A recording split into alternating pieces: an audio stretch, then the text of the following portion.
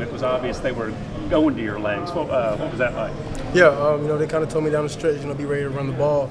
I know our guys been running hard all day, so I know their legs are extremely tired. I had fresh legs. They went to me. I made a play. They called it back, but it's still wonderful just to have that comfortability in me and their trust in me. So you went to said in a lot of key moments. Is it just a comfort level there? It's just connection. I have connections. I have great connection with all my receivers. I really just kind of saw his matchup and kind of had a little smaller guy on him, so I kind of just went his way. You talk about them calling the run back, the touchdown run there at the end. How do you reset mentally from that, knowing you got to go right back to it, or is it just pretty natural? Yeah, it happens.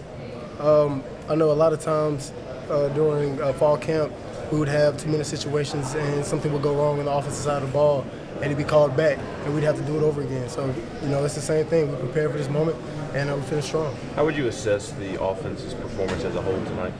I'd give it a C. We came out. I missed some throws at the beginning of the game. We missed some catches, missed some blocks. But at the end of the day, we kept pushing, kept taking that step forward, and that's all we can hope for. The lack of rhythm, if you want to call it that, any particular reason that you can pinpoint, kind of looking back on the night? No, just coming out to a slow start. It happens. The biggest thing is just overcoming that challenge and getting to our rhythm and get going. So you had Javonte and Bayless and Seb were kind of your three go-to guys. Do you think it's Sed and Jalen and Brew? I mean, it looks like it shaped up that way today. Yeah, whoever's out there, I'm going to get them the ball when they're open. That's my job, to get the playmakers the ball in space and let them do what they do. So, whoever's out there with me, I'm going to give them the ball. And then what do you think this says about just the team and the growth? I know Josh Apple was talking about that a lot after the game. Like maybe a year ago, you guys don't fully get this out. Definitely maturity. We've matured and we learned from our mistakes in the past. And, that's all we can do. Learn from our mistakes, move forward, and increase our play in a positive direction. What can you say about the defense tonight? They were really locked down from second through overtime period. Yeah, defense played their tails off today, as they do every day. They bring that enthusiasm and that energy day in and day out during practice, and they push us to get better, and we push them to get better. I remember during camp, we were preaching like, let's make each other better, let's compete. So moments like this we can finish. What did you think about Trey Flowers muffing the punt and then having the big sack there in overtime? Yeah, Trey's a vet guy. He's a next play mentality type of guy. All right, now 9. He worked extremely hard. I see him a lot of times out there catching punts. All right, now I see him out there catching punts and doing extra work so that he can transfer it over to game time situations. So hats off to Trey for making up for the muff punt. But I never doubted him one bit. Did you say anything to him? No, you don't have to say nothing to real ballers. They know what to do. Just character? Is that all that is? Yeah, perseverance.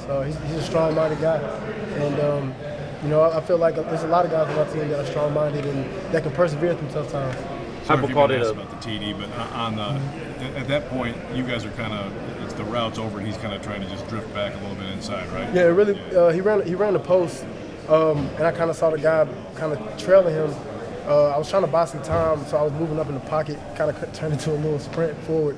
But yeah, just giving my guy a chance. I have full trust in all my receivers, and I was telling them that all night. Like, guys, I got trust in y'all. I'm gonna put the ball in the air. Y'all gonna make a play. So Sid does what he does, and it was aggressive and snatched the ball off the air. Hypo called it a program win. What about the program allows the program to go out there and get a win when maybe the ball's not always bouncing y'all's way? Yeah, like I said before, it's maturity. Learning from our lessons before. We talked about this situation. We established that it was going to be, a 60-minute game. It was going to be a 12-round prize fight. So, we just came out and executed how we wanted to on the back end, and that's the most important thing, how we finish. When the game finished up there, Coach Narduzzi was asking everyone where you were on the field. Can you share what he told you? Yeah, really, he just told me that he was proud of me and my growth on the field and my maturity as well. Just kind of the way the last overtime game ended, just to walk off the field with Golish and Heupel there, I guess, what was that moment like? Yeah, it's special. We work our tails off every day in the office for countless hours, watching film for countless hours. All right now, watching film for countless hours. On the field, having different corrections, last-minute corrections. You never know when you're needed or when that is needed, and tonight it was needed. How good is that front seven you saw tonight? Yeah, they're really good. It's a veteran group. I've seen them for a long time now. So, those guys play with a lot of enthusiasm, and there's a lot of jokes on the field and a lot of high competitive nature, and that's what you want. You want to play against the best.